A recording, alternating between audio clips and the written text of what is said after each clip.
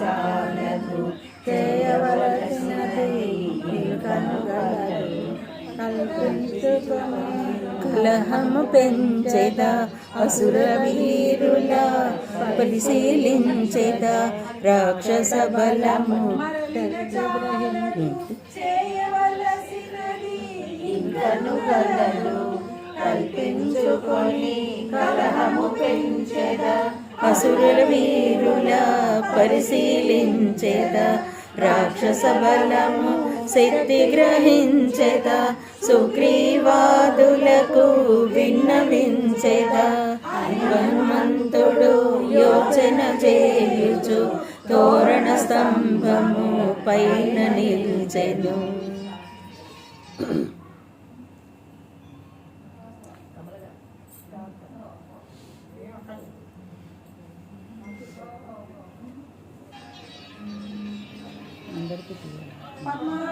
రముల జలాశయముల గట్టులు పెంచి ఫలవృక్షముల నేలను కూర్చి ఉద్యానముల రూపును మాపి ప్రాకారముల బ్రద్దలు చేసి ద్వారబంధముల ధ్వంసము చేసి సుందరమైన అశోకవనమును చిందర బందర చేసే మారుతి. మృగ సమూహములు బీతిల్లినవై తత్తరపాటుగా పరుగులు తీయగా పక్షుల గుంపులు చెల్లా చెదరై దీనారావముల ఎగిరిపోవగా సీతయున్న శింసుపాతరువు విన మనమంతయు వినాశము కాగా సుందరమైన అశోకవనమును చిందర బందర చేసే మారుతి.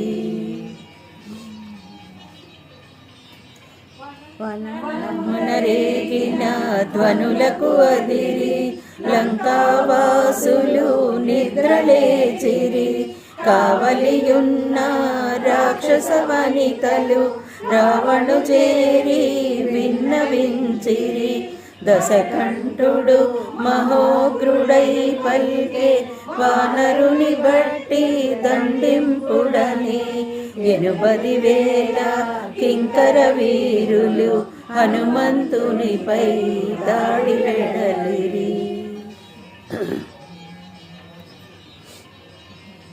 80,000 కింకర వీరులు ఒక వానరుడు హతము చేసెను. ఈ వృత్తాంతము వినిన రావణుడు నిప్పుల గ్రక్కుచు గర్జన చేసెను. జయమలనుకొని ఆ వానరుని దండింపకొమ్మని సుతుడు హనుమంతునిపై దాడి వెడలెను. శ్రీ హనుమానుడు దేవుడు రాయద పలికెద సీత రామ కథ పలికెద సీత రామ కథ.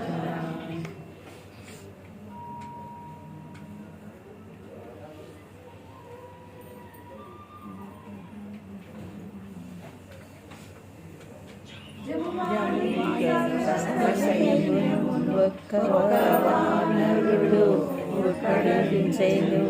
ఈ వృత్తాంతము వినిన రావణుడు నిప్పులు గ్రక్కుచు ఆజ్ఞాపించెను. మంత్రి కుమారుల తగిన బలము కొని వానరుని దండింపమని మంత్రి కుమారులు 7 చేరి హనుమంతునిపై దాడి వెడలిరి.